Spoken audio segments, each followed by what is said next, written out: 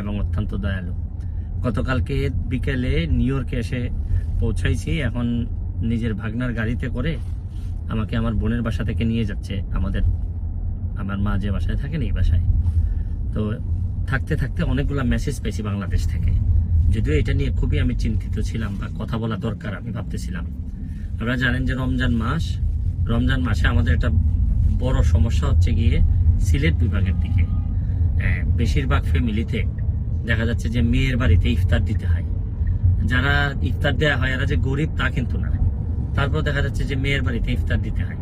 তো অনেকের মানে এরকম সঙ্গতি আছে, তারা দিতে পারেন। অনেকের এরকম সামর্থ্যই নেই, কিন্তু অন্যদেরকে দেখে না দিলে দেখা যায় মেয়ের উপর নির্যাতন হয়, মেয়ের উপর বিভিন্ন কথাবার্তা হয়। এটা আসলে আমি আপনাদের কাছে মানে আল্লাহর রাস্তে চাই যে এটা বন্ধ করতে হবে। এটা যদি বন্ধ না করেন মানে অনেক মানুষের অনেক নির্যাতন হয়, অনেক কষ্ট হয়।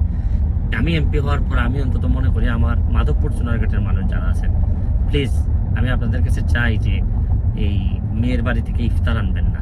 এমনি মেয়ের বাড়িতে বরং আমি তো মনে করি যে মেয়ের বাড়িতে আরো ভালো খাবার দাবার নিয়ে যাওয়া উচিত। যে মেয়েটা সারা জীবন আপনার জন্য কষ্ট করতেছে আপনার ফ্যামিলির জন্য, তার উপর আবার তার বাড়ি থেকে ইফতারও আনতে হবে। আপনারা অনেকেই মনে করেন যে না না মেয়ের বাবা তো খুশি হয়ে দিচ্ছে, কিন্তু ভালো করে খবর নিয়ে দেখেন মানে প্রায় 90% মানুষ খুশি হয়ে দেয় না, ওটা বাধ্য হয়েই দেয়। তো এই বাধ্য আর করার দরকার কি? আমার জীবনে অনেকগুলা ভুল সিদ্ধান্ত, ভুল কাজ আছে আমার জীবনে। আমি মানুষ হিসেবে অনেক ভুল করছি। এর মধ্যে আমার একটা ভুল হচ্ছে গিয়ে যে বিয়ের পর 2 বছরের মতো মনে হয় আমার বাসায় আমার শ্বশুর ইফতার পাঠাইছেন।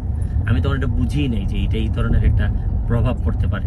পরে যখন আমি এই একটা মেয়েকে আমি দেখলাম যে আত্মহত্যা করছে, যে বাবা পাঠাইতে পারে নাই, তখন আমি এই ভুল বুঝতে পারছি। তারপর আমি বলছি যে আমার তো বন্ধ হইলই আমার মেয়ের মেয়ে বা আমার আশেপাশের যত মেয়ে আছে, আমার বোনের মেয়ে, আমার ছেলে, আমার ভাইয়ের মেয়ে, কাউকে আমি এটা এলাও করবো না।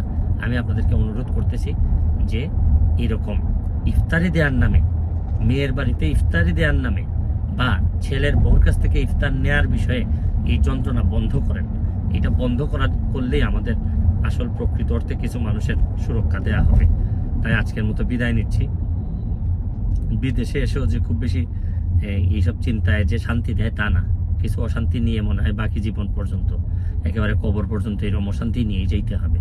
কারণ আমাদের দেশের সংখ্যা, মানুষের সংখ্যা অনেক বেশি, অর্থনৈতিক অবস্থা ভালো না।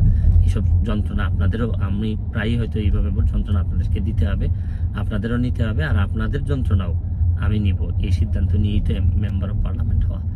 ভালো থাকবেন, সুস্থ থাকবেন।